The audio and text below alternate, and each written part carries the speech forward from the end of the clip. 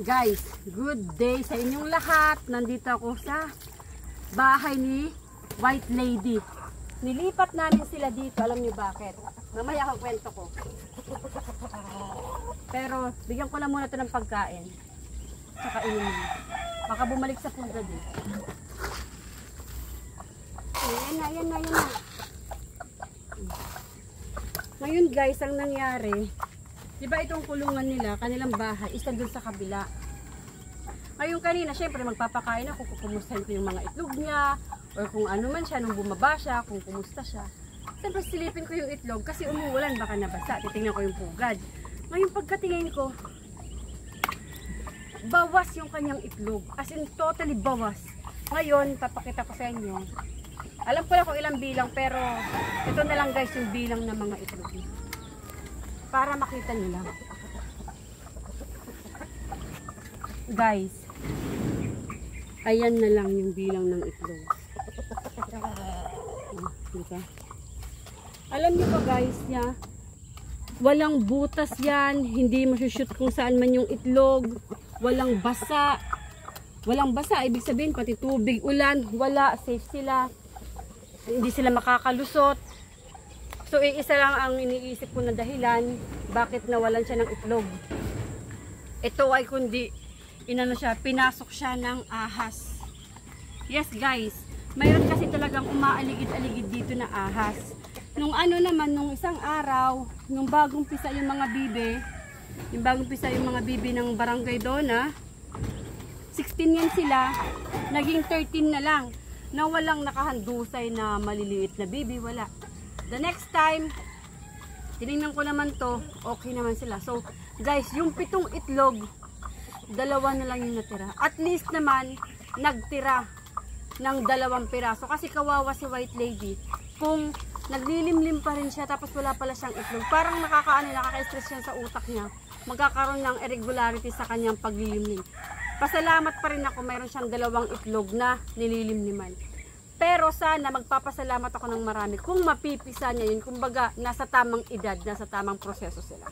So guys, iwan na natin silang 2, kasi may pagkain na rin. Itong plastic na to guys, na ano lang to, na hangin. Sobrang lakas ng hangin, ulan. Kaya kukunin na natin ito. Wala ito. Kukunin lang. Tapos, pupuntahan natin yung mga sisiw ko.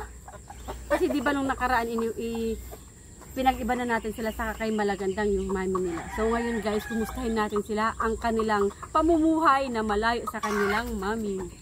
Punta na tayo doon. Tara! Guys, bago natin puntahan yung mga sisiw, pakainin muna natin yung kanyang mami.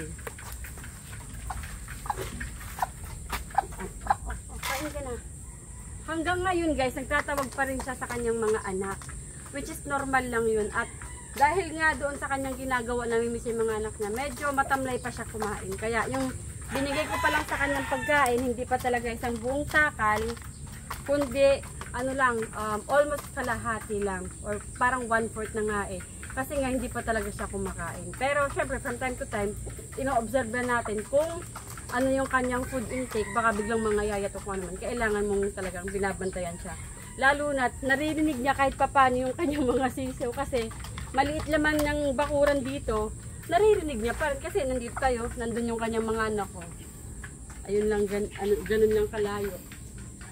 Siyempre lalo na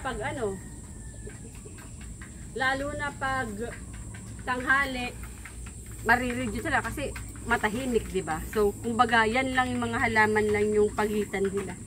Ngayon, tingnan nyo, iniwan nyo yung pagkain. So, guys, without further ado, puntahan na natin yung mga sisiw kasi gutom na yun. Tara! Tada! Ganun lang kabilis. Nandito na tayo sa portion na kung saan papainumin at papakainin ko na yung aking mga sisiw. Pero, syempre, bago ang lahat, magtitimpla muna ako ng Progency, pampalakas, pampatibay, pampanutrisyon sa kanilang mga, parang endorsement. Yun kasi akin na experience. Kaya, lagi kong sinasabi na maganda yung Progency kasi yun ang nabinigay sa aking mga manok. Ito yan siya guys. O, diba guys, yan. At, Sinasabi ko sa inyo, hindi ako endorser ha, pero tada! Yun guys, super effective itong Progen-C kasi mayroon itong, hindi lang ito multivitamins, may minerals na, mayroon pa siyang probiotics at saka yung chlorella growth factor. Pak! Walang practice yan, chlorella growth factor yun na ginagamit. So, kaya malaking bulas yung aking mga sisiw at saka napaka-healthy nila. And, syempre, tinitingnan na nila ako. Alam ko nang magtimpla. Okay. Para sa kanila na yan. Sa kanilang isang tribo. Saka na sila din. Isa na silang... Tapos tingnan nyo guys ha. Hindi ko man siya ginagalaw. Ayan. May mga nagtutunaw na. Siyempre isang ano lang to. O diba? Isang... Oh. Magic. Tapos guys, ready ko na to. I-clip ko lang. Guys, gumawa ko ng isa. Mailap siya. Kasi nga, yung mami nila yung nagpalaki sa kanila. So, hindi pa sila nasasanay na hawakan ko. So, pero ititrain ko sila na masanay sila sa akin. Katulad ng mga white girls ko na. Balik ko na lang ito. Kunin ko lang ito, lilinisan ko lang. Linis-linis lang.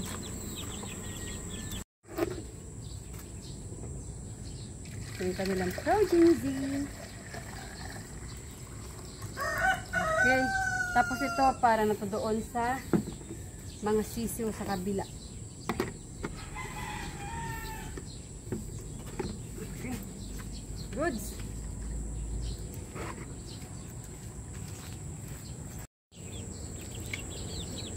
Okay. Ito yung drinks. Yan na. Ayan sila, oh. Magugulo. Pero syempre, tatahimikan sila pag bigyan ko na ng pagkain. Yung pagkain nila, good na para sa buong araw.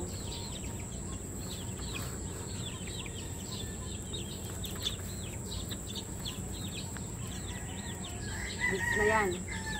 Ibig sabihin, magigising, maglalaro, kakain sila. Yun lang kanilang gagawin. Saka syempre, iinom ng kanilang Progen-C. Next naman, aking mga white shell. So, papainumin ko na rin.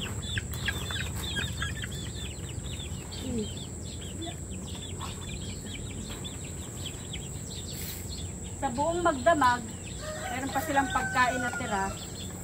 Kaya magdadagdag lang ako.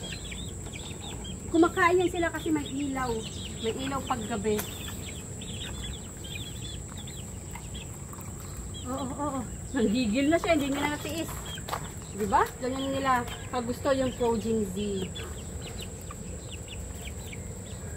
Nakita nyo guys ha, mayroon pa silang tubig. Pero parang wala silang ininom mo.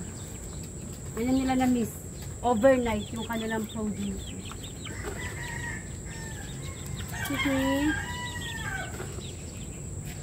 Yeah, okay. Ayun na. Settled na sila niyan. Next naman, syempre yung kanilang kapitbahay na si Batman.